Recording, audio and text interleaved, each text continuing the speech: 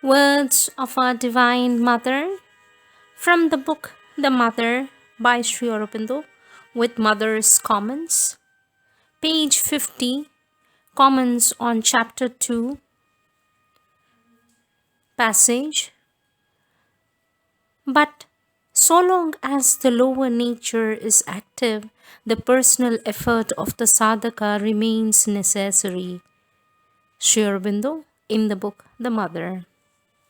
For this, our mother says, outwardly one believes in one's own personality and one's own effort. So long as you believe in personal effort, you must make a personal effort. There is one part of the being which is not at all conscious of being a part of the divine. The whole of the outer being is convinced that it is something separate, independent, related only to itself. This part of the being must necessarily make a personal effort. It cannot be told, the divine does the sadhana for you, for it would never do anything, it would never be changed. When someone speaks with somebody, one should use his language, shouldn't one? You don't know that? You don't? Then congratulations. For instance, does it never happen to you that being seated you don't want to get up, that having something to do you say, oh, I have to do all that? Question, is it the same thing as laziness? For that, mother says, not quite. Of course, laziness is a kind of tamas, but in laziness there is an ill will, refusal to make an effort, while tamas is inertia. One wants to do something, but one can't. I remember a long time ago having been among some young people, and they remarked that when I decided to get up, I used to get up with a jump without any difficulty. They asked me, how do you do it? We, when we want to get up, have to make an effort of will to be able to do it. They were so surprised, and I was surprised by the opposite. I used to tell myself, how does it happen? When one has decided to get up, one gets up. No, the body was there like that, and it was necessary to put a will into it, to push this body for it to get up and act. It is like that. That is tamas. Tamas is purely material thing.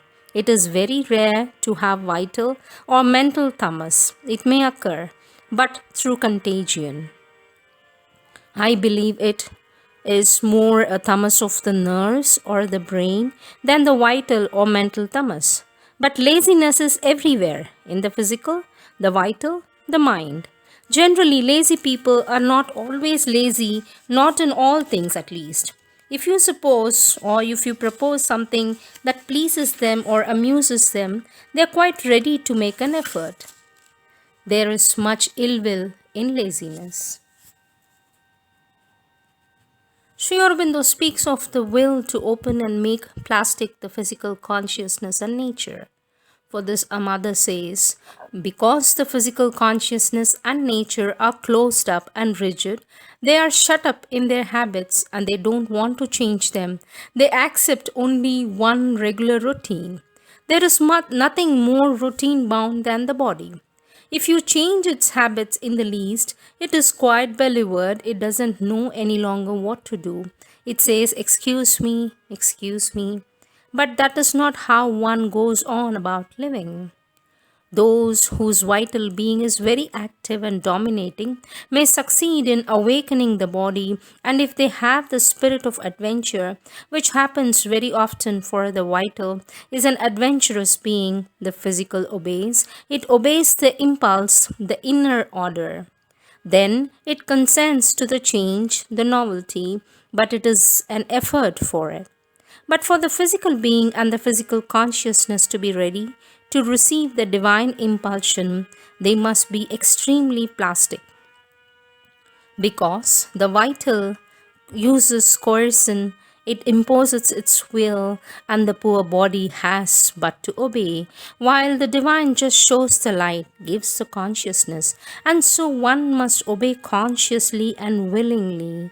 It is a question of collaboration. It is no longer a question of coercion. The physical being and the physical consciousness must be very plastic to be able to lend themselves to all the necessary changes so as to be of one kind one day and another the next, and so on. Question: what is the difference between consciousness and physical nature?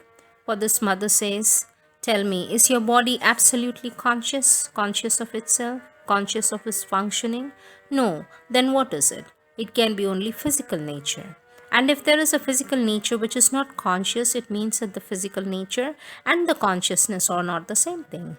Physical nature includes everything that is physical, and your body belongs to the physical nature. Mountains, stones, sky, water, fire, all this belongs to the physical nature.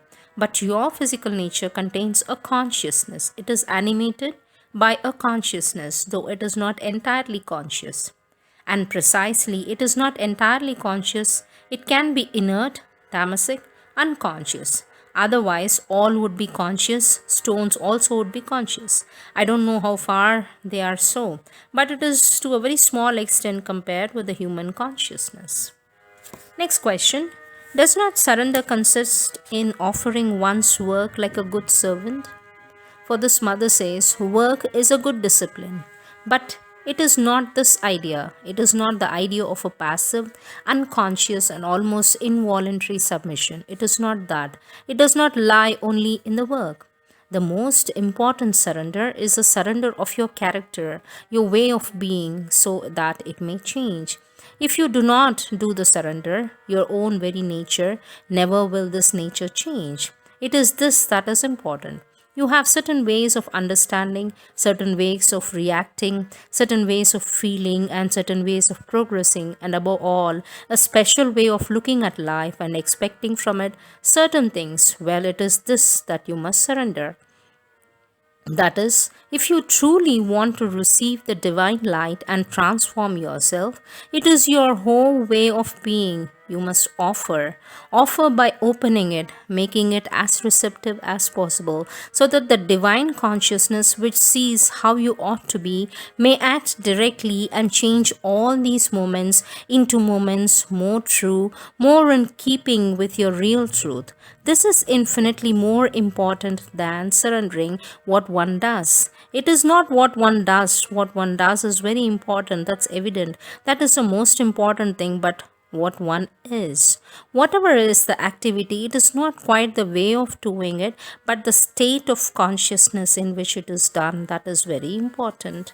You may work, do disinterested work without any idea of personal profit, or work for the joy of working.